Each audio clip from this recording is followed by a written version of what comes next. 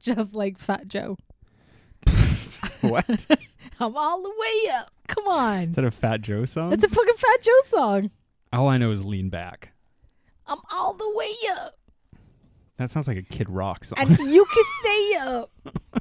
It has like a sick lyric about fucking Uber helicopter too. It's like it's got everything going on. A Fat Joe was rapping when Uber existed. I'm telling Fat Joe and Remy Ma. So this is You know you're a millennial when. It's that right? French Montana joint. Am I right? French Montana? Gross. Nothing can stop me. Wheel.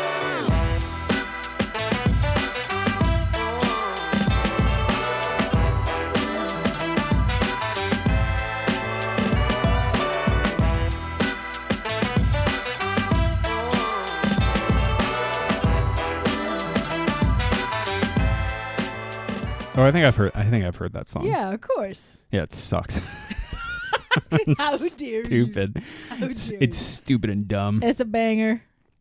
Fat Joe can get it on the musical front. Not only does he lean back, but he also leans in. His collaboration album he did with Cheryl Sandberg, that's right. former president of Facebook. Yeah, they don't call him Medium Joe. Okay. President of Sucking Meta's Dick, Cheryl Sandberg.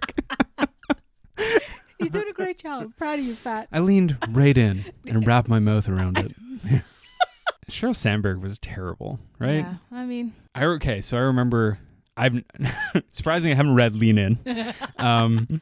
Although I know the gist of it. And I remember it coming out, and I think it was like the mid 2010s. Yeah. And like for a year, businessy, capitalisty people were just like, yeah, lean in. And then it's so quickly, everyone was like, fuck that.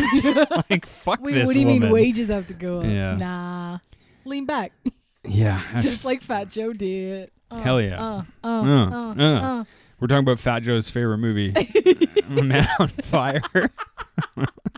I think actually Sheryl Sandberg has a big chapter in Lean In about Man on Fire. Yeah. Because to be fair, Creasy, he really leans in this one. He really does. He takes his job seriously. 100%. And it just takes him getting shot 4 times to really be like, I should get into this. Yeah. He really learns how to take joy in his work. Yeah. Fat Joe is the titular on fire man in this job. Good God. Because his music is. What's up? We're talking about Man on Fire. Damn. One of my favorite movies. A fucking great movie. A movie that is... So I think it's no surprise to anybody that we kind of judge things in a very general sense by their Rotten Tomatoes score. Yeah. And we don't normally talk about it very much, but this Rotten Tomatoes score is one of the most unjust ever. It's unbelievably low. 39%. Shocking. And it's a fucking great movie. You know what? Tony Scott's been shit on tons, okay? Like, Yes. for a lot of time, every movie that he made was just, like, generically swept by critics being like, ugh, it's another fucking action on action joint. They are 110% wrong. This movie fucking rules. Yeah. Objectively good. I will say this, too, to everyone who is like, I really loved that giant $200 million piece of white bread that was Top Gun Maverick. Oh. This is Tony Scott's best film. I know he didn't do Maverick, but I know Top Gun is legendary. This is Tony Scott's best film. Hell yeah. Like, hands down. It's the one that moves me the most in so many ways. I love this movie. This is also my favorite Denzel movie of all time. Not even Training Day, okay? Not even...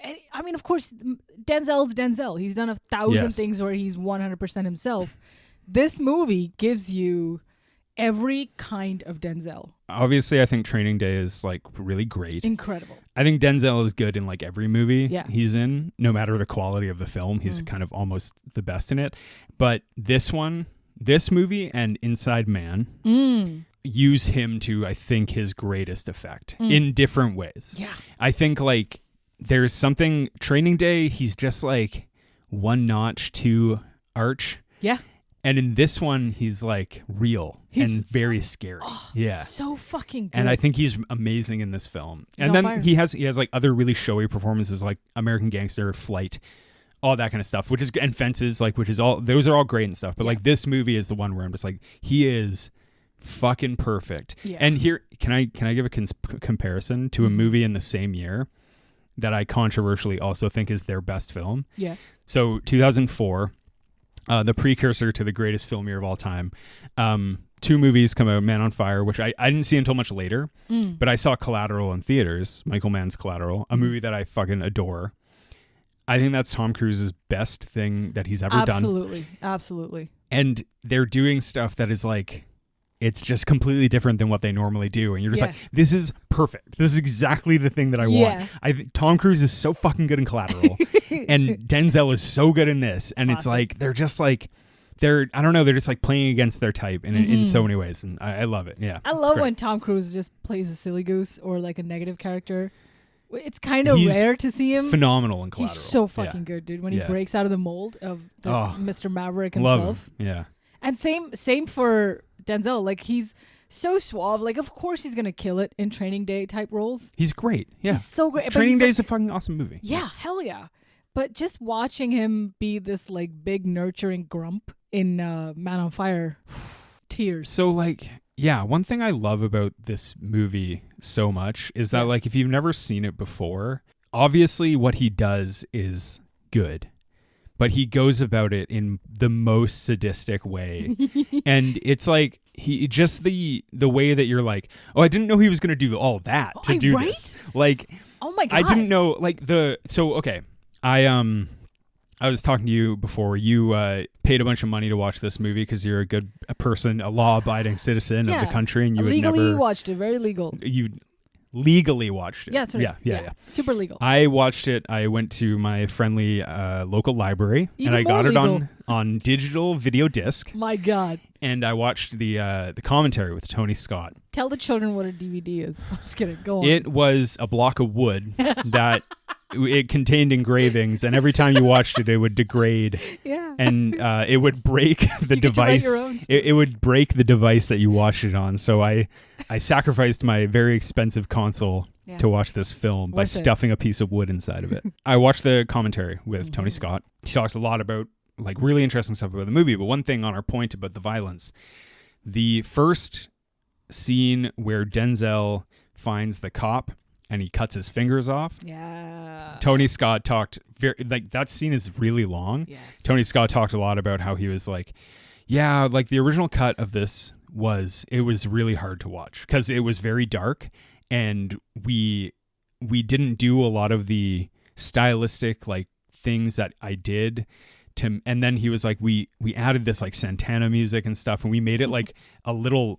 He used the word like a little more comedic and light, but he was like, he's like, I find this scene like absolutely horrific. Pretty like dark he was like, he was like the first cut we showed, it was like, I was like, we have to change it. It's too disturbing. Interesting. Yeah. Oh my God. And even still, that scene is incredibly disturbing because Denzel is just cutting the guy's fingers off and then burning them with a cigarette lighter.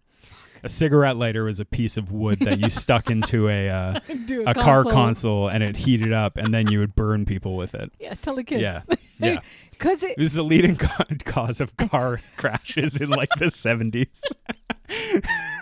On fire wood. Yeah, people trying to light their cigarette with a cigarette lighter. I actually, you know what? It's fine. I'm too young for even that. Like, we didn't have a cigarette lighter in our cars when I was growing up. I'm joking. No, that's from the before times. Ancient history, baby. You're talking about like how tonally they try to make it less dark, or at least they attempted to add a bit of music. And even though the end product is still every sort of scene quite oversaturated, everything's still kind of just like cranked up to like 9.5. Yeah. It fucking works. Like the style, you mean? Everything works. So he talks a lot about that, and like what he did, which I found so interesting because I looked up a lot of people's like kind of reactions online about what they think of this movie. Lots of people feel the same way as we do. Like they're like, this is a criminally underrated film. I think it was misunderstood at the time. And I want to talk a little bit more about that because I think this is the proto film to a lot of movies we have today. Definitely. But so Tony Scott, like lots of people mentioned, they were like interesting story, good action movie. The stylistic stuff is a little too much, but Scott did all these things because he always does, and he always finds these in like the edit and the shooting, and he would shoot like, okay, the kidnapping scene, for example, has all of these like different types of cameras that are being shot at one time, essentially, which is really cool. Yeah. And he was talking about how he would have like, he would be cranking like 100 100 frames per second on one camera, 6 frames per second on another. Shit. He would be shooting regular, like he would take all these and then he would like slice and dice them all together. Mm-hmm. And I think part of the reason, based off what he said about that one scene, was it's too violent to be a straight film. Yeah. Especially for 2004. Like today, I think you could get away with it. There's lots of very violent movies. But Tony Scott and watching Denzel Washington torture 4 or 5 people brutally is like, it's a little too much. And I find that really interesting. The style that he uses to like lighten the darkness of the film, I think, is really fascinating. Honestly. And it works so well. This is the perfect movie for that. Yeah. I don't know. There's something about it where I'm just like, yeah, this is exactly it. Yeah. They're not trying to... We've had the John Wicks, right? That's what I was going to talk about. Okay. Yeah. And then, so that's one type of tone. And then we've had like the Paul Schrader card counters, which are one type of violence. And this is like such a perfect of its time. This movie could have been 1987. This movie could have been 2012. This movie was 2002. And I feel like it still was just like, it just encompassed the time around it. I think it's a little ahead of its time. For actually. sure, right? Like you could have it be that serious or you could have it be a bit lighter, but it just was so perfect. I think that one of my favorite things I read about it was it's intravenous cinema, and this really is. Oh, interesting. It just fucking gets in there and it stays no matter when you watch it, what age you watch it. It's interesting because like the movie, like John Wick, which is okay. So I've seen John Wick 1, and I feel kind of neither here nor there about them. But I've seen Extraction. There's these very pleasurable like, hey, you know that guy? Yeah. You shouldn't have fucked with that guy. Yeah. Those types of movies, I think they're great. And I think I love those types of movies. Yeah. The idea of John Wick is fantastic. I'm not knocking those movies. Yeah. Every time when I watched John Wick 1 though, I was just like, I mean, it's like Man on Fire with a Dog. Yeah. And it's a little less serious, which I get. That's totally fine. And they're like amazing accomplishments of filmmaking. Mm-hmm. But every time I've ever thought of watching those movies, I'm like, I should watch Man on Fire again because that's that shit. That's like the fucking best. Well, because like this. Man on Fire has like an emotive part to it that's more than one scene. Exactly. This movie, the great thing about it is like you could pitch it to someone and be like, if they've never seen it, and be like, well, it's about a guy who gets revenge for the kidnapping of a child. Yeah. Simple. Done. Easy. Mm-hmm. But this movie actually has like this emotional layer to it that's so affecting. Yeah. I think it's incredible. Because the child is fucking amazing in it. Because Dakota Fanning is unbelievable. Goddamn legend. She is incredible for her age. Hey, I was talking to our friend of the pod, Nat, today, and she was telling me Dakota Fanning did a TV show called Taken, which I'd never heard of before. Yeah. But it's like a Steven Spielberg sci-fi joint where a couple of years before this movie came out, and again, she's like this incredible prodigy in it who has like special powers. She was always a prodigy though. So good. And then seeing her like a couple years later in this against like scene for scene with Denzel, you can't take your eyes off her. Also like her and Denzel's chemistry is unfucking real. Yeah. It's like it's improv, dude. It doesn't feel like it's scripted. There's one great scene that was improvised. Actually, I'll call it out later. But it's like the one thing that's very 2004 about this film is like it takes a while to get going. Yeah. But the more you rewatch this movie, and I highly suggest people do, the more you appreciate how long it takes to build up their relationship. Mm-hmm. Because when he starts torturing people, you're like, yeah, well, I want him to get that fucking girl back. Yeah. I want to call out another way that this was ahead of its time, even though it's not the first movie to do this. The repeating motif of a Nine Inch Nails song. Oh, hell yeah. When Trent Reznor and Atticus Ross are pretty much like the best film score people alive now. Yeah. That motif of using that song is like, yeah, this is pretty perfect. Yeah. And like Tony Scott actually commented on that he uses Henry or Harry Gregson Williams, mm-hmm. who also did the score for Kingdom of Heaven, but worked with a lot of Tony Scott projects. And he was like, so he used him as like his score, but then he interpolated this Nine Inch Nails song called "The Mark Has Been Made." I'm a Nine Inch Nails fan, so I know this stuff. And he uses this song throughout that has this very good motif to it. But he was like, Gregson Williams is like so beautiful and moving and operatic. Yeah. And then he's like, I wanted something that like accesses the anger that's happening within Creasy, essentially. And he's like, and that's what the 9 Inch Nails song kind of represents. And I was like, that's fucking awesome. And it's perfect. It's a fucking great song. Claire de Lune comes out of nowhere, and you're like, oh, he's just cradling a little bullet in his hand. And I didn't look this up. Maybe I should have. But at the end, I swear he uses music from Gladiator. At the very end of the film. But I don't know. That'd be sweet. Yeah. Anyway. Ooh. This movie fucking rips. It's so fucking goddamn good. I love it's this like, movie. One of the shows that it like takes me back to is more recently that we watched 000. Yeah. And it reminded me when we were watching 00 so much of Man on Fire that rewatching Man on Fire now. The Mexico scenes in 000 are pretty reminiscent of this. Beautiful. I also think like Sicario. I think Sicario 1 is like a very great standalone film. Absolutely. But I think a movie that took a lot from this movie is Sicario 2. If you've seen, have you seen it? Only once. Yeah, because it involves the kidnapping of a girl right. and then the unexpected friendship that her and Benicio del Toro kind of create. And Sicario 2 is a perfectly excellent movie. Totally. I really enjoyed it. Yeah. But like it definitely reminded me of this a lot. And like I will say that I think there's like some form of like there's a little bit of problematic stuff with the just being like Mexico is a scary place where people get kidnapped and stuff. Yeah. And I will say like I've always felt that I was like I love this movie, but I get the kind of like the tension of being like this place is like super dangerous and it's not always accurate. Yeah. Tony Scott was like he loved Mexico City when he worked there. He said he was very clear that he was like I didn't want to like stigmatize Mexico or Mexico City. He's like, it's an incredible place. Right. And there's a postscript at the end of this movie that says dedicated to Mexico City, a very special place. Yeah. I get that there's some of that feedback to this film, and I think it's warranted. I just also, I want to stress that like, I don't think someone like Tony Scott was ever like, yeah, fucking Latin America's fucked up. Right, of course. Yeah. And he's very clear about how much he loved like working in Mexico. Yeah. He's so all of the Latinx actors and performers in this film are just unbelievable. Yeah. And they're all like famous in Mexico. Oh, like a bunch of them are just like they've had like shows that have been on forever and stuff, and they're just incredible. Yeah. I mean, what's up? Shout out Mark Anthony. Biggest Not Latin even him. name. He's like Mark Anthony is like the least of He's this like film. yeah. He's got like he's like the right. most boring person in this movie. Yeah. Even I don't think he's bad. I just think he's like kind of someone you're like I don't care That's about fine. him. Yeah. It's fine. His performance is very like okay. Yeah. The original film and novel that this is based on was shot in Rome. Yeah. It's set in Rome. Oh, geez. Yeah. Oh, yeah. Which wow.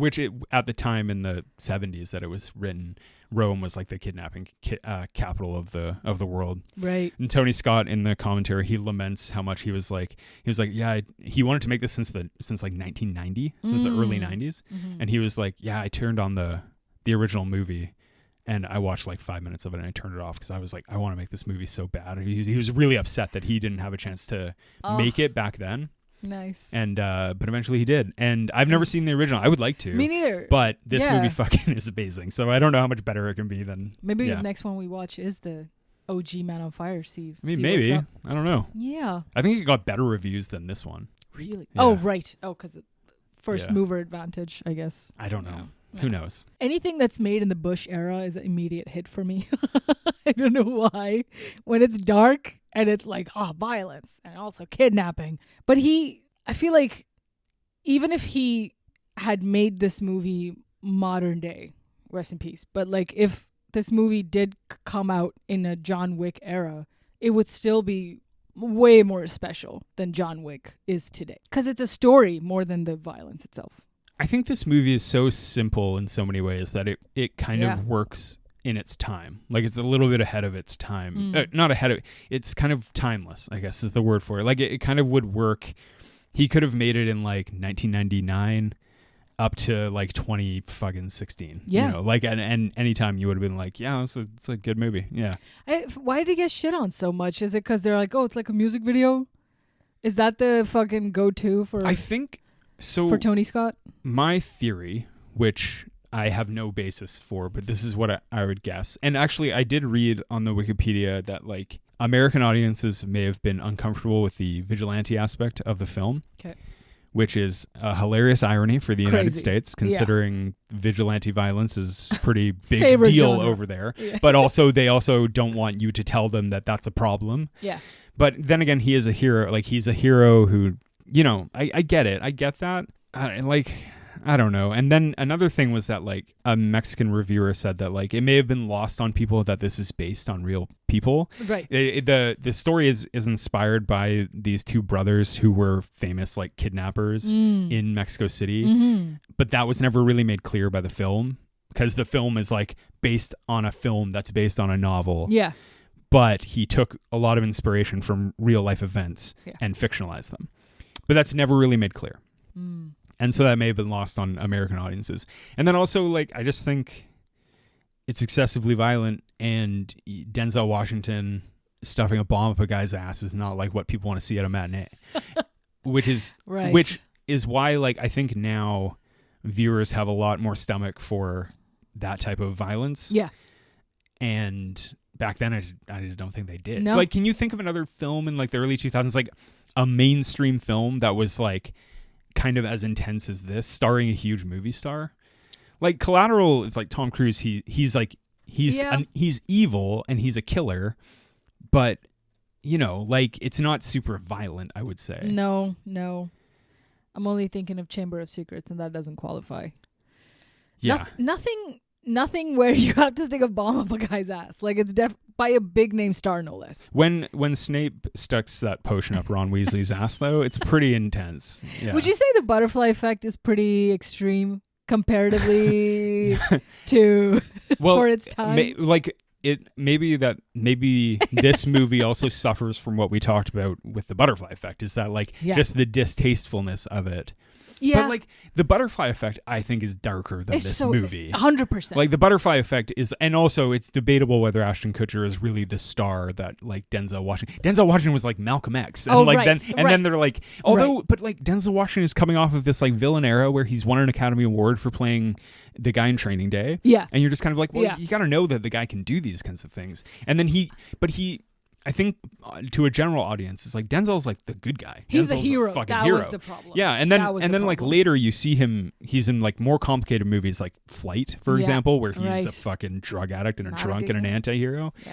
And American Gangster is another good example. But, like, I don't know. It's strange. It's really strange because it's not like the audience is not accustomed to violence. They've seen Passion of the Christ or whatever around its time. It was I'm sure the that same was year. So there you are. So then they have that, but then it's, to your point, seeing the quote unquote good guy play a very mean, in the context revengeful. Like, in the context of how extreme he goes, to what lengths he goes, when in different hands, in a different writer's hands, you could make this movie without being so fucking hardcore about it. Yeah. You know? Mm-hmm. And, like, so this was written by Brian Helgeland, who I think wrote LA Confidential. Oh, shit.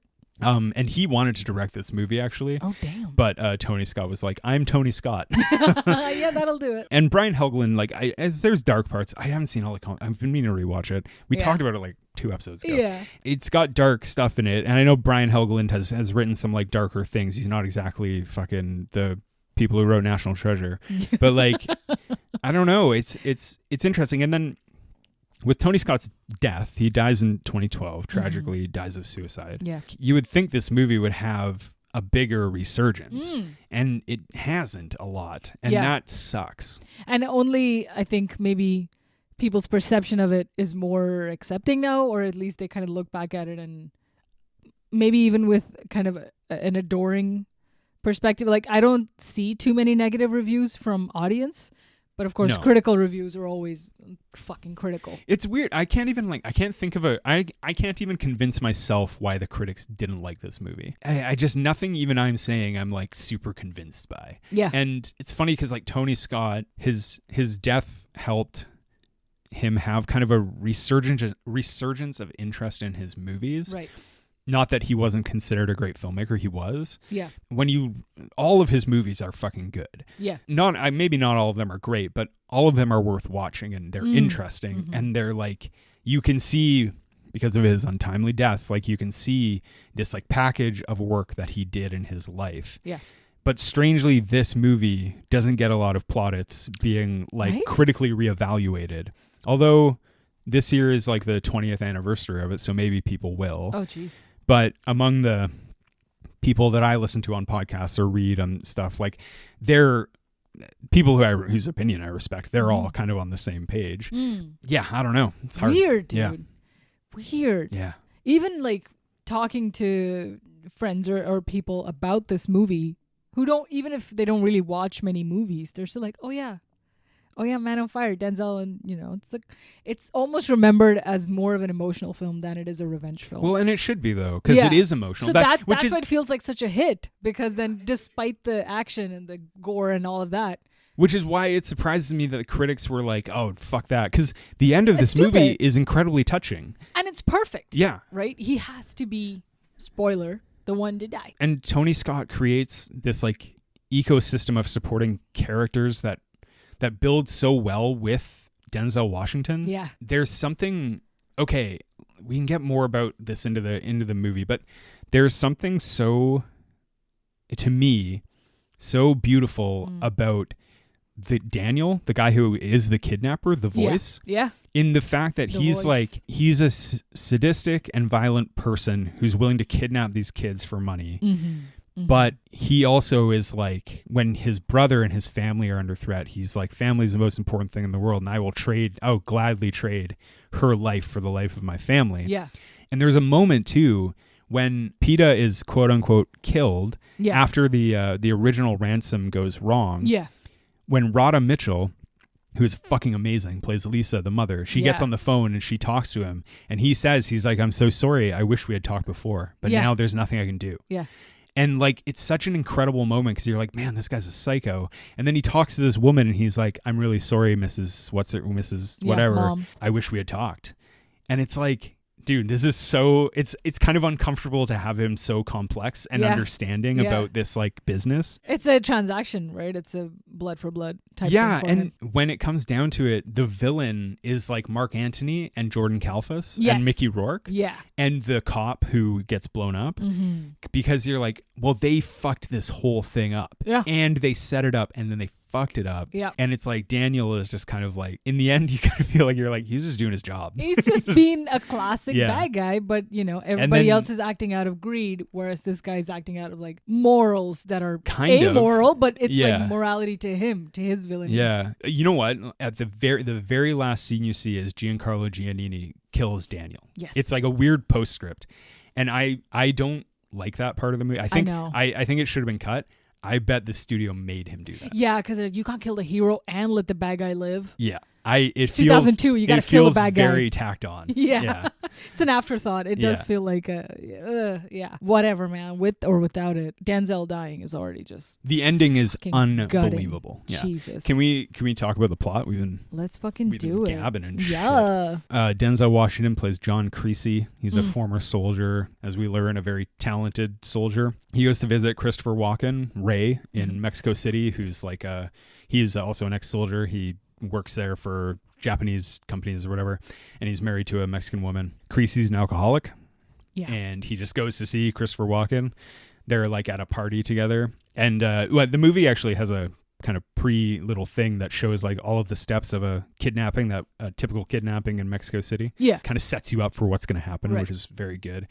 Tony Scott said he filmed that whole thing as like a sequence, like a whole scene and stuff, but then to like save time, he made it into the title sequence instead of like an actual kind of pre-title sequence. Oh, thing. Interesting. Yeah. Oh, like just the intro. Oh, right. It wasn't through music. It was like there was talking and stuff scenes happening. And shit. Like it was an actual full thing. But the movie would have been like 2 hours and 20 minutes. Yeah. Yeah.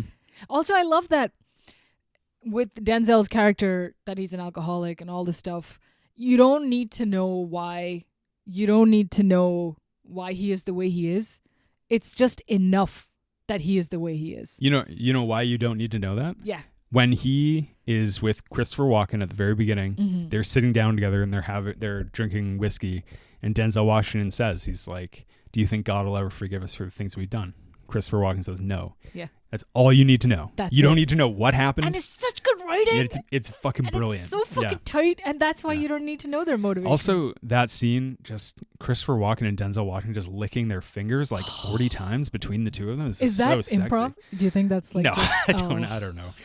Although Tony Scott did say about Christopher Walken, he was like he could read the phone book and make it interesting. God damn, he could, man. Fuck. Yeah. Walken is great in this fucking movie, acting surprisingly normal, shockingly normal for. And then we go to Samuel and Jordan Kalfas, played by Mark Antony and Mickey Rourke, respectively. Mickey Rourke is Samuel's lawyer, and he's talking about he needs to take a kidnapping policy, and he needs a bodyguard to make sure the policy is in effect. Yeah. And he's like, just hire a fucking cheap one and then fire him for incompetence or whatever, because his last bodyguard left. And so Christopher Walken sets it up with Denzel Washington, who meets with Samuel, and Samuel is basically like, why are you so cheap? And Denzel Washington is like, I drink. And there's another great scene where he's like, it affects my reaction time. If professionals came after to kidnap your daughter, it would probably be a problem. And he's like, what if amateurs did? He's like, I'd probably kill them. Oh, hell yeah. So like, oh, fuck yeah. Yeah. Beautiful. Yeah. And then he's like, oh, my wife has to approve. And she instantly does. She likes him because she's an American. He's an American. Yeah. Rhoda Mitchell is fantastic in this movie. She rules. She's so good in this. And then he meets Dakota Fanning. Lupita. Oh my God, baby Peta. She's adorable. And he Denzel is he doesn't want to get close to anybody. Yeah. He's very hesitant about getting close. And we see that kind of in the first little bit when he's driving her. He's very cold. Yeah. And very business-like. And it's a clash between the two of them. And he continues to drink even though he's trying to keep it hidden from Rhoda Mitchell. And then he tries to commit suicide, which is an amazing scene. A really bullet amazing. is fired and misfired. A bullet always tells the truth, as he says. God, just such tight. That's such a good scene when he pulls a trigger and it doesn't go off, this bullet, and he takes it out of the gun and he keeps it, holds onto it because it comes in handy later.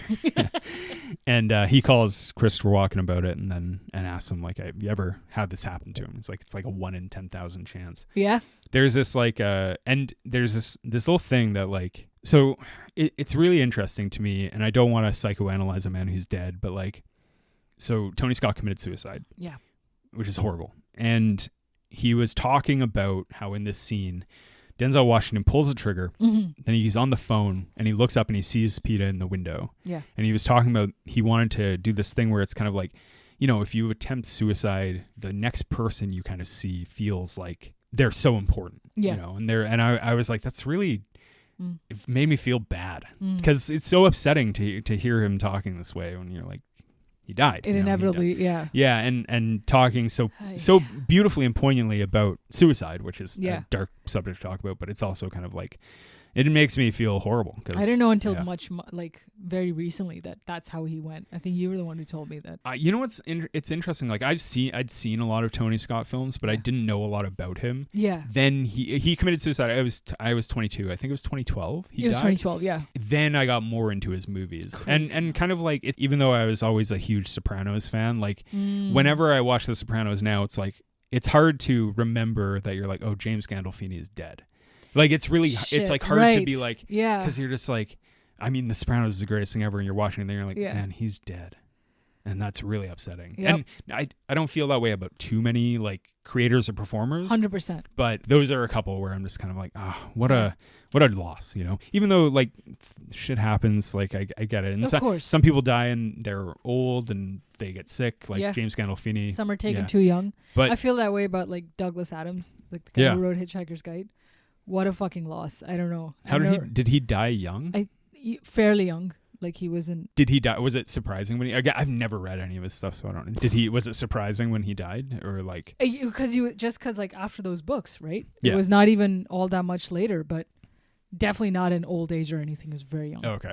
Interesting. And just to know that you're never going to get to read anything by your favorite writer. Yeah. Or watch anything by your favorite actor and director. It's just. Yeah. I remember the first time I discovered the musician Elliott Smith, I was like, hey, this is good. And then I was like, I wonder if he like plays shows still. And I was like, nope, he stabbed himself to death. Oh my God. Yeah. Jesus. Like, it was such a stark reminder. What the fuck? Yeah. Yeah. Weird stuff, man. Sorry for being so dark. It just makes you appreciate like stuff like this when one-off you watch and then the audience is like, yeah, this is garbage, and they give it a 30% rating. And then no matter how many times you watch it, you still can't process why so many people hate it. Not that it's a one-on-one comparison, but Morbius kind of made me feel that way. Like, I didn't immediately know. Jared Leto did die after that. Yeah.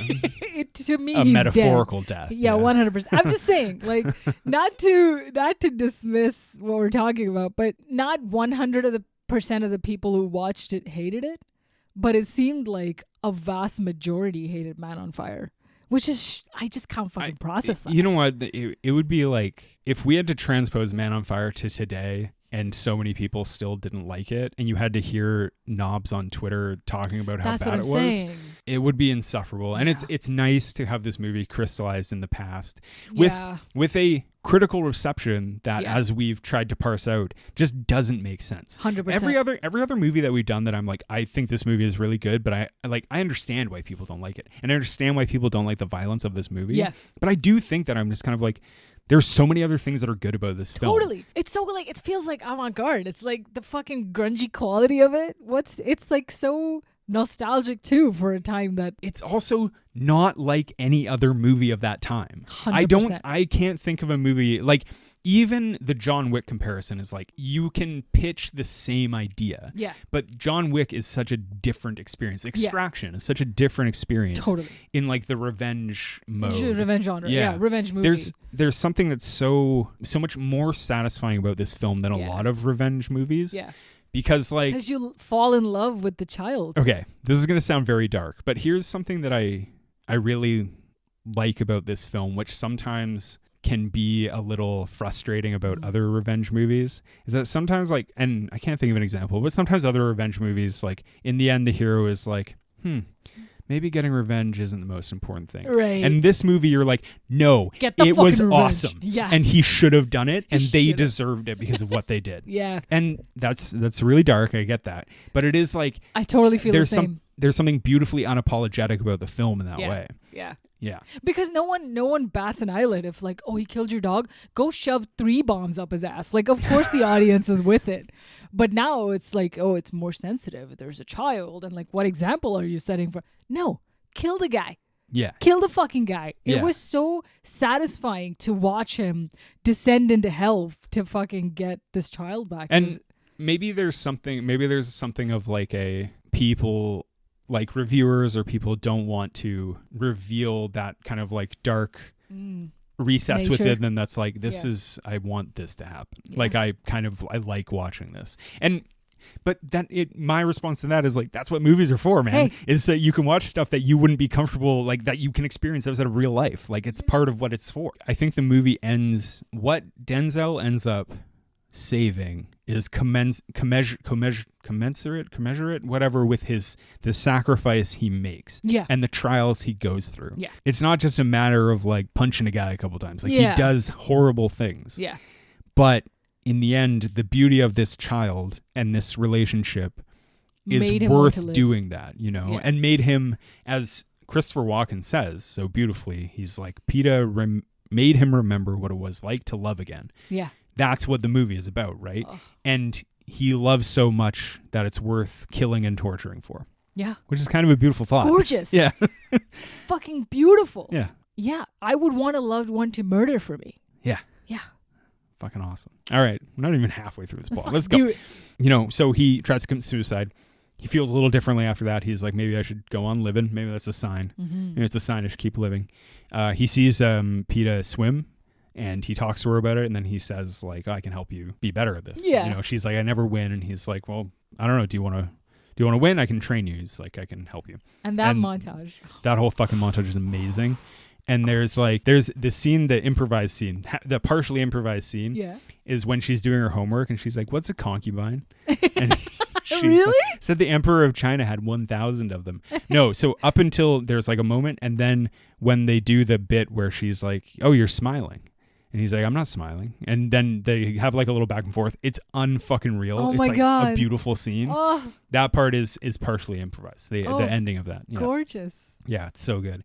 And then she wins her swim meet, Yeah. which is also amazing. When she runs out of the pool and like screams at him and jumps into his arms, it's like such a touching Just scene. nothing but unfucking tears. real. Oh my Yeah. God. Every time she says Creasy Bear, I just can't. Yeah, and he actually, God. on this note, he finds her notebook where she writes in it, Yeah.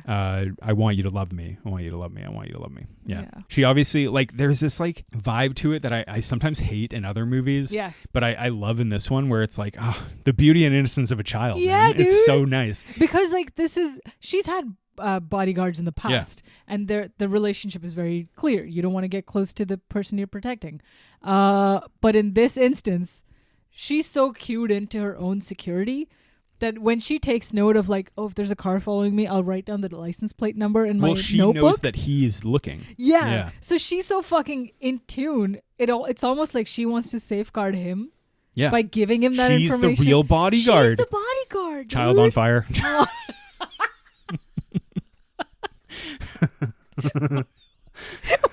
Worst title. I would watch the shit out of that. Yeah. So she goes to her piano lesson. She's won the swim meet. They're now like fucking just best bodyguard child relationship ever. Yeah. She goes to her piano lesson where she's kidnapped in a intense scene where Creasy does indeed kill many people. Yeah. And he gets shot 4 times or so, 3 or 4 times, and he's taken to the hospital where the police are like, this guy was like involved in it. They like set him up. Yeah. Giancarlo Giannini, who's like the head of the anti-kidnapping something or other, or like the FBI version of Mexico, and this journalist, played by Rachel Ticotin, Mariana, and Miguel. That's their names. They don't believe it, and with the help of them and like Christopher Walken, they move him to like a they hide him basically because they're like this brotherhood within the police. Corrupt. La Hermandad. They're hella fucking corrupt. Yeah. Now I gotta say, as much as this movie might have like, people might be like, oh, it's a little problematic. Yeah. Fucking this movie is like hella ACAB. Yeah. Anti-cab. They just don't like taxis. Yeah. Yeah. No. This movie is like, you cannot trust the police. You can't. And Creasy is like, good, because I'm gonna kill a bunch of them. It's so fucking interesting to me when like they show Mexico in a negative light and America lights the fuck up. They're like very soft liberals, like not all countries are corrupt with it, but every people Indian whose activism consists of them tweeting things. Yes. There you are. Yeah, like the 33 million online, chronically online. But every time I see it in a movie and they're like, yeah, the cop is corrupt, every single person in our country is like, yeah, that tracks. Yeah. Yes. Of course, there's the one good hero cop, sure.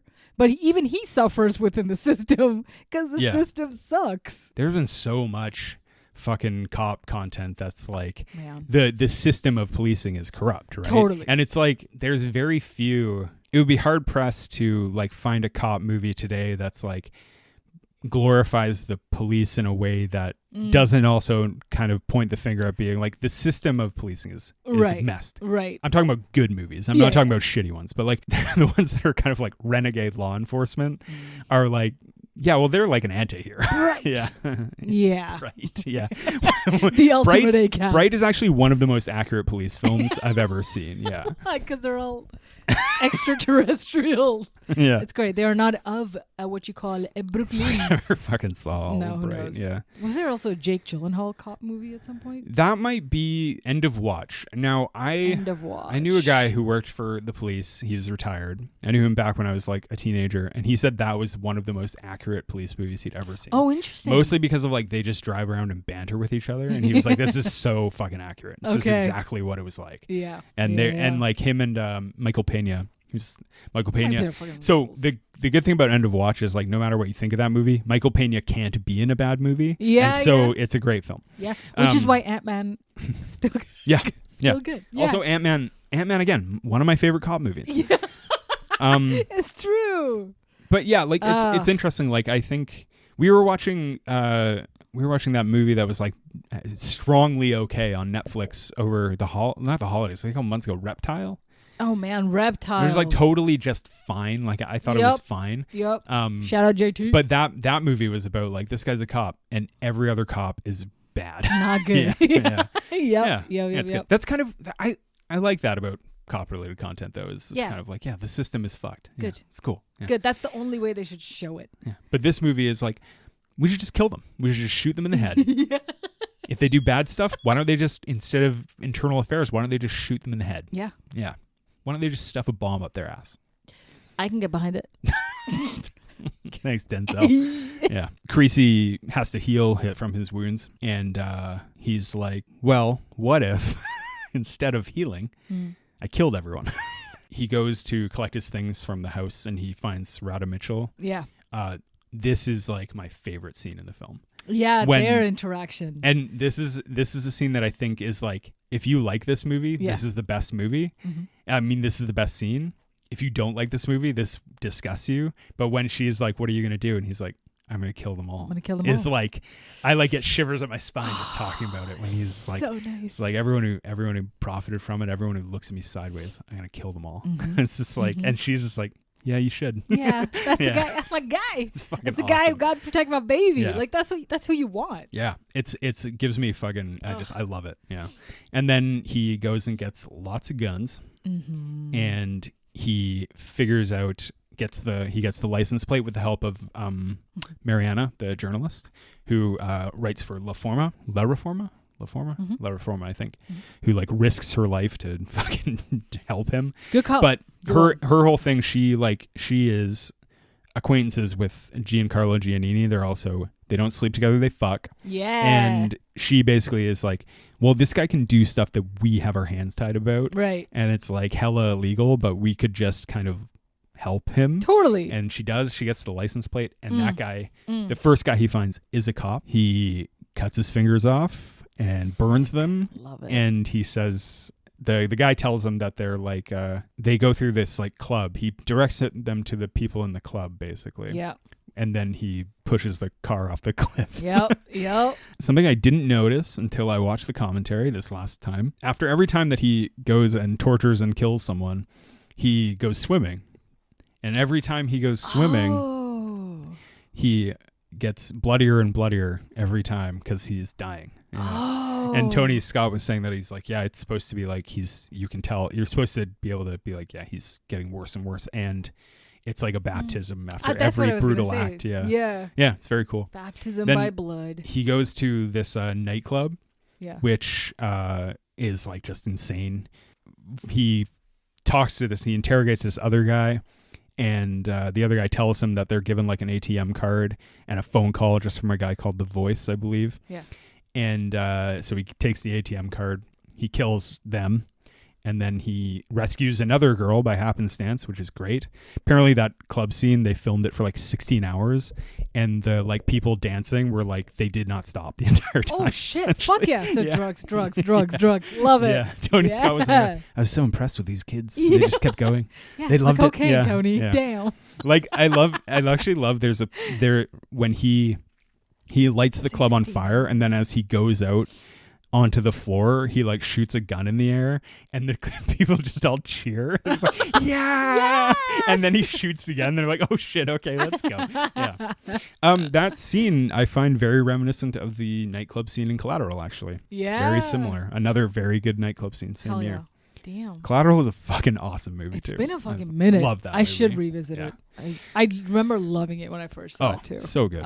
He asks Mariana to get the person who puts money in the count from the ATM card. Mm-hmm. And she tells him also that the guy had told him that the anti-kidnapping chief of police was the dude who fucked up the ransom. Yeah. And Mariana tells him, she's like, well, he's like more well guarded than the president. That's he's right. like, that's good. He's going to need it. Yeah. And then she's like, he travels by a motorcade every day. He's like, okay, cool. I have tools that can help with that. Amazing. And so he finds him and he shoots him at an intersection with a rocket propelled grenade, which is pretty great. The scene when he goes into the old couple's apartment and he's like setting up this RPG launcher thing. And they're just like in the middle of a conversation, it seems, that have been going. But the old couple, they're like 90, and they're just like, hey, I don't know, have you ever thought about like this? And he's just like, I love that scene because it feels so genuinely like there was like a lot of talk before this whole Mishigas happens. But like it has another one of the fucking greatest lines in the entire movie where he says, forgiveness is between them and God. It's up to me to set up the meeting or whatever. It's fucking amazing. So he kidnaps this guy, chief of police, and he takes him to an underpass, ties him to a car, stuffs a C4 bomb up his ass, and gives him 5 minutes to explain everything and records it all. And another fucking great scene too. Hell yeah. I wish he had more time. What is a fucking awesome line. Such a good line. Oh my God.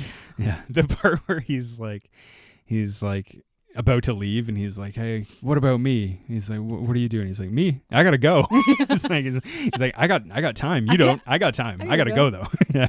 It's so fucking good. I just because Denzel's character is like shown as religious, right? He keeps reading the Bible. He quotes from it. He's like fallen from religion. Yeah. And so I think his character just like sees God in everything he does, or at least he doesn't.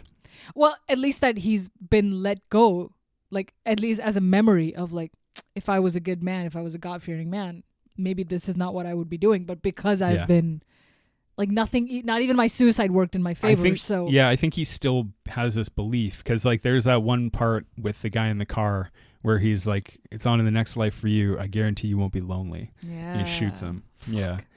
But like, I love good fucking biblical content. Yeah, yeah. This movie has like an insane rate of like incredible lines. Yeah. That would, if they weren't like Denzel and Walken saying them, they would. I don't know if you could have someone deliver them as perfectly as they do. And because of like those kind of dialogues and that kind of interaction and that kind of filming, it feels like before when I was saying it feels like this could be a fucking solid 90s film. It could be a 2012 film.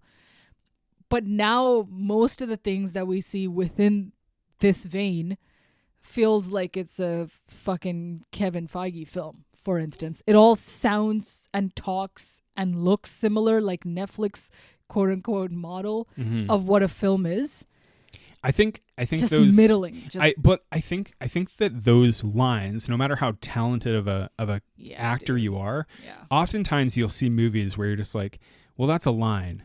Just filmed shittily. Yeah. And they do that. They like swoop in with the camera right on their face and they're just like, I'm John Wick, hands off my dog. And you're like, yeah, hell yeah. Yeah. But Denzel has the ability to throw off these lines so perfectly, and the film doesn't put an exclamation point with its technique behind the line. Totally. It just films it like it's like, even though I'm sure like Tony Scott and Brian Helgeland, when they're writing or filming it, they're just like, that's the killer line. Like, that's the one. But they don't put a fucking point on it, you know? And that's what makes it so perfect. 100%. Because I hate it. Yeah. I hate it when movies draw attention to good lines because it's like, it makes it so much worse. Fucking hell. Yeah. So much of what we recently watched with American Fiction slaps because so many excellent lines are just throwaway lines. Also, like, it's filmed like there's a American Fiction is a really good example. Also, that movie, I hate to say it, better than Collateral. Really good movie. Like I loved American Fiction. I thought it was fucking awesome. Brilliant. And it could be really lame with the way it like could hit these lines. Yeah. But almost every scene has like one great line in it. And so here's a good example in American Fiction. This doesn't spoil anything, but go watch the movie. It's fucking great. There's a shot of Jeffrey Wright and his brother, what's the guy? His fucking brother who's amazing, packing bags into the back of a car. And it's shot outside. It's shot from inside the car looking back at them. And it never cuts. And then he has that line. He says something to him at the end of that scene that's hilarious. And it's like, it doesn't have to move the camera. It doesn't have to do anything. Nothing. It's just these two guys talking. Yeah. There's even the line when he's like, this bitch called me Tyler Perry. And he's like, and again, it's just a medium. No, it's a medium of them in this house, and then they're talking between each other, and he's like, this person called me Tyler Perry. He's like, I mean, doesn't Tyler Perry live in Atlanta? Yeah. Like, and it just, but they don't like cut around to make it a thing. They're not zooming on his face and then him pointing at the camera like, hey, joke. Jeffrey Wright. Hey, that's what I'm saying. Give me that Academy Award. With like Tony Scott's films or films of that time, every actor has their distinct personal style, which they bring to it. And then, of course, they like leverage it when they improv with the characters. With the Kevin Feige, or I don't know why I'm like zeroing in on his name, but generally the Netflix director movie style now is just a fucking directorial decision to keep or remove. I feel like the actor maybe doesn't get enough of a star power to carry a scene without having cameras zoom in on his face. Like Netflix, MCU, and Star Wars all kind of have this like house style vibe to them. Dude. And it kind of takes a lot away from the directors kind of like as skilled as, okay, you can speak to this better than I can, but like as skilled as someone like Robert Downey Jr. would be in the Avengers or whatever. Right. It's kind of like, well, we all know that the shitty brothers are the directors. Like it doesn't seem to really matter. No. But when you have the marriage of someone like Tony Scott and Denzel Washington, who it's like, I mean, these guys were a match made in heaven in some way. That's why Denzel has been in like 5 of his movies. Yeah. Like, I don't know. You have that kind of chemistry, it's a beautiful thing. I don't know. And like across the Marvel films, for better or for worse, they're made to run into each other in their style. And that's on purpose. Yeah. And like it's kind of like they're actually really good at it if that's what you want. Yeah. But there's a give and take in both ways, you know. Fair. Fair. Imagine like the Age of Ultron being filmed like Man on Fire, like that. But then they have a fucking powerhouse voice like James Spader. Okay. Yeah. Not his face, sure, but his voice alone. Nobody wants to look at that. Carries that fucking movie. Like his like auditory presence and like a looming fucking robot that like even kind of walks like him a little bit. But then when you pair it with like the other big names, it's like, okay, this is very much your dialogue. Okay, now my dialogue. It's like a play. I think that like, and I've seen people complain about the way that like the quippy Marvel Joss Whedon-ified thing that has gone on just for too long. Fucking 20 years. And people get really tired of it because it's like, I get it. I don't like it either. And after, I'm sure if you're a big Marvel fan and you've watched 25 movies where this happens, you're just like, oh boy. I'm like, over. I'm over it now. Yeah. There's something with like, I just watched Across the Spider-Verse, and like, there's something that they do that in a live action movie wouldn't work, but they get away with it because they're animated. The way that like characters throw off these quippy lines where they're flying through the air at 400 miles an hour and kind of which like is like charming and fun in those movies. Totally. But I'm not a crazy big fan of those movies, but like it works for those movies. But in a live action kind of movie, I'm just kind of like, I would get really tired of that really fast. But in this movie, every line is just perfectly cut and delivered. Hell yeah. And we're about to come up on a big one. So after he blows up the guy's ass, I think it's just after that we have the scene between Giancarlo Giannini and Christopher Walken, and Christopher Walken gives like I remember this being in the trailer of this film where he says the speech where he's like, a man can be an artist. Yeah. Creasy's art is death. He's about to paint his masterpiece. Oh. Which is like, it's kind of like corny, but also like, I don't know, my dick's hard. Yeah. This masterpiece. Yeah. It is. It's chilling. It's so actually a good. fucking brilliant line. Hell yeah. Because this is a man with a singular mission, right? Yeah. They're never showing him as like of course he's got sweet moments where it's like short-lived with the child or with the, whatever, but never is he kind of a silly goose, and then also he has to switch on this like revenge persona. He's got one thing to do, much like John Wick, and he stays on track. But then there's that emotional like under fucking layer of it. You could have a scene where Christopher Walken is like, he used to, counter terrorism and murder. This is not a Walken. He used to be a soldier. He used to do this. He's worked in so many fields. Like he's so good at this. He's just really good at killing people. But instead, he just says everything you need to fucking know. That's it. You know what? forgot this kind of comp that I really like, a movie that I really love, Triple Frontier, has vibes of this as well. Yes. Whereas like in Triple Frontier, I mean, Ben Affleck can't even fucking sell a shitty home in Hawaii. Yeah. But he can murder the shit out of cartel members. Like, hell yeah. Like it's that movie I find really interesting because it's about these people who, much like Napoleon we talked about last week, it's like they're really good at a thing that's pretty awful. And then when they come to the real world, they're just kind of like, nothing gives me the rush. No. And I can't find myself here, but I can find myself in the mountains of Bolivia hauling $600 million worth of money, there of you cocaine are. money. Yeah. Like our friend Jamie Foxx in Jarhead. Yes. Very exactly. much. Yeah. I'm fucking born for this, baby. A fucking machine gun that looks like an extension of his arm. Yeah. And Beautiful. in this movie, it's like PETA taught him to love again, but also reawakened the dragon, you know? Yeah. Yes. Yeah.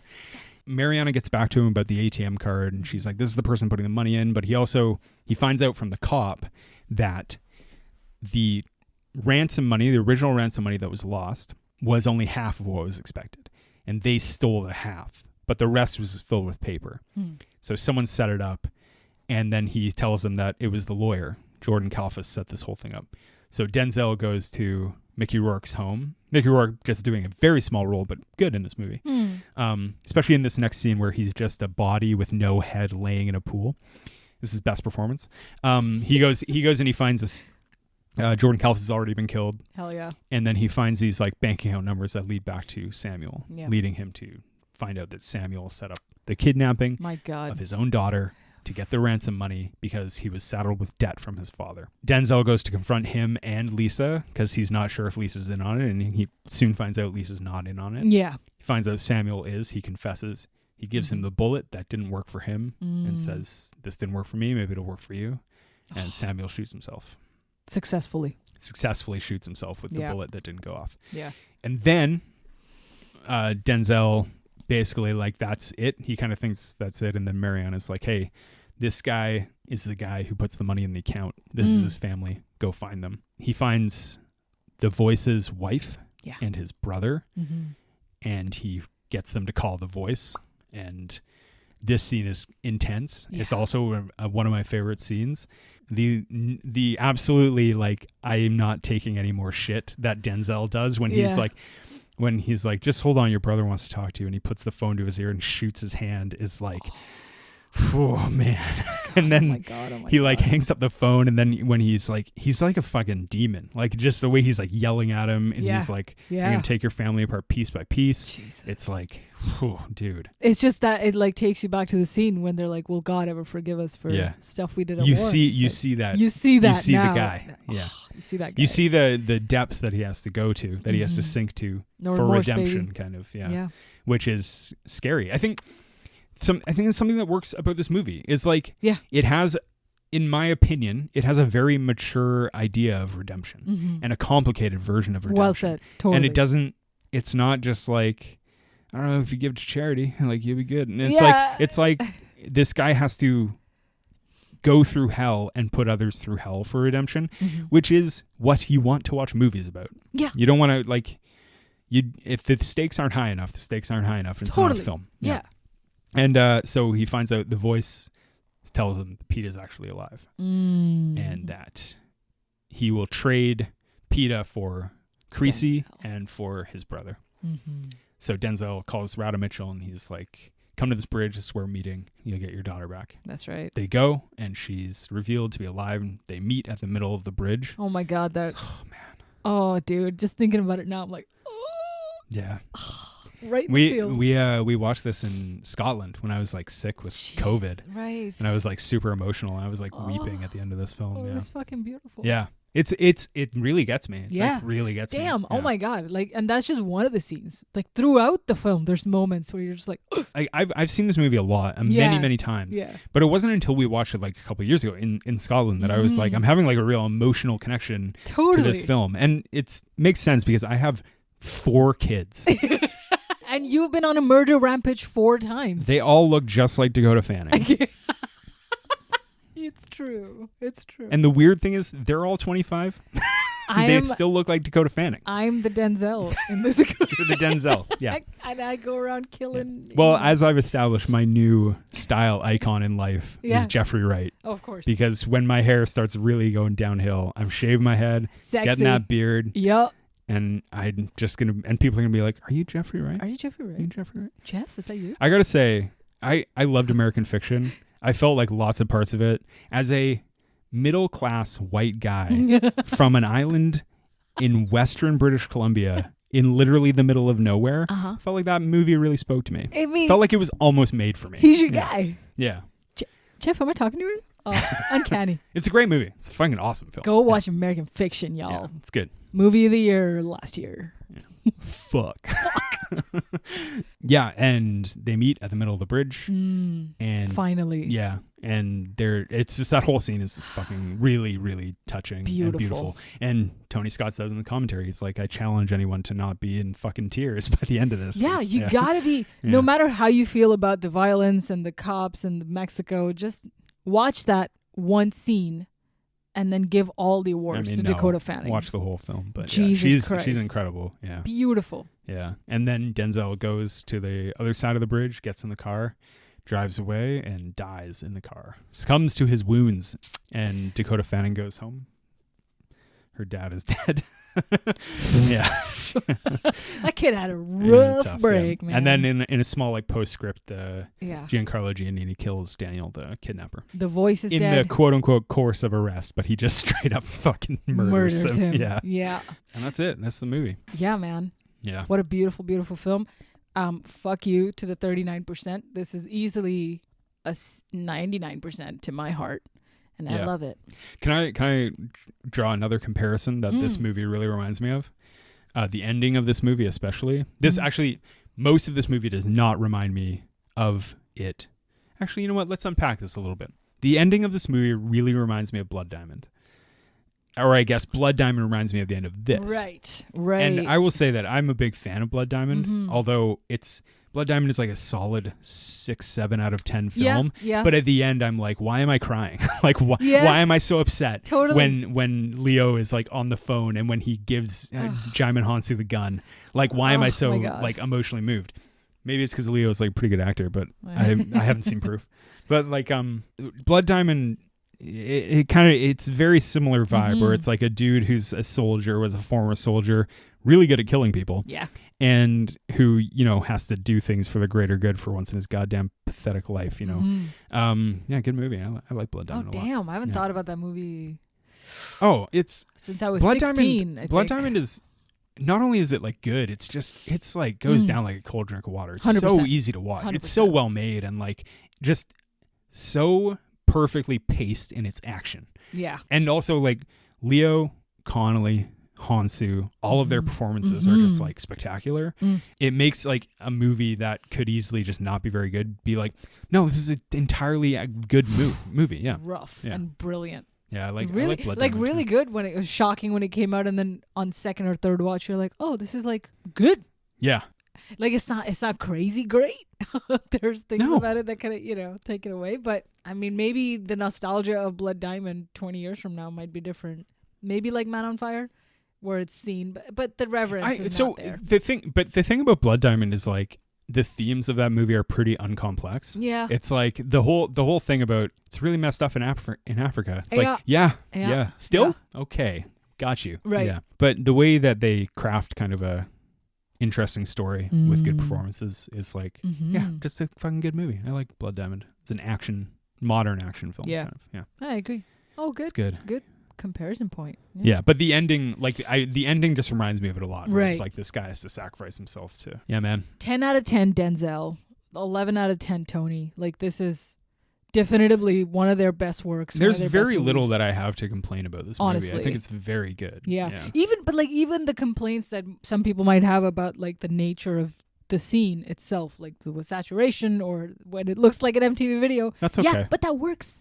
I think it works for this movie. I think it's warranted that they do like this. But I also think like you're allowed to not like the stylistic choices of a film. I think that's totally reasonable, and I don't fault anyone. And also, you're allowed to be like, I don't like watching people get tortured. Yeah, you're allowed to be wrong. That's fine. Wow. Yeah, that's right. I said it. Yeah. Ain't nobody talk shit about my fanning. Wait, my Dakota. Should we wrap this guy up? Let's do it. Are you sufficiently on fire? I am the titular man. You are the man. I'm on the fire. Damn. I'm Jeffrey Wright. This is the low ceiling. I'm Jeffrey Wright. And I'm the man on fire. I will be wearing a short sleeve collared shirt in the near future. I will be avenging a small child. A little wine belly on me. Oh, cute. Yeah. I like it. Hoisting my Academy Award over Cillian Murphy. Yeah, baby. Spitting in his mouth. Worth it. It's been my dream all along. Okay. I still don't think Jeffrey Wright will win, but I think he should get nominated. No, for sure. Yeah. Shout out Issa Rae. Beautiful as ever. She was great. Yeah. Excellent. American Fiction, really good. Man on Fire, even better. Yeah. Objectively better. Similar films, but yes. Similar films. Yeah. At least one death. Thank you for listening.